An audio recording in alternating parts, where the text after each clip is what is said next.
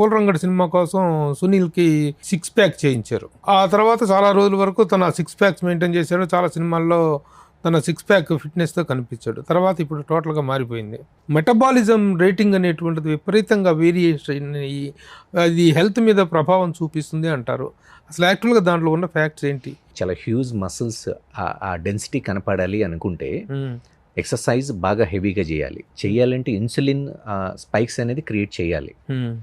అవ్వాలి అనుకుంటే ప్రతి మీల్లో ఆ ప్రోటీన్ కన్జంప్షన్ కానీ కార్బ్స్ని కానీ చాలా బ్యాలెన్స్డ్గా తీసుకెళ్ళాలి. మీల్ ఫ్రీక్వెన్సీని కూడా పెంచాలి. సో ఈ ప్రాసెస్ ఏదైతే ఉందో దీనివల్ల మెటబాలిజం అనేది పెరుగుతుందండి. పెరిగితేనే మనం తీసుకున్న ఫుడ్ అనేది మన బాడీ అబ్జర్వ్ చేసుకోగలదు. లేకపోతే దానిలో ఉన్న న్యూట్రియంట్స్ని యూటిలైజ్ చేసుకోలేదు. డైరెక్టర్ గారు ఇచ్చారనుకోండి. సో ఇక్కడ ఒక 15 to 20 kgs తగ్గాలి అంటే లైక్ ఒక 6 to 8 months టైమో 10 months పెట్టుకుంటారు.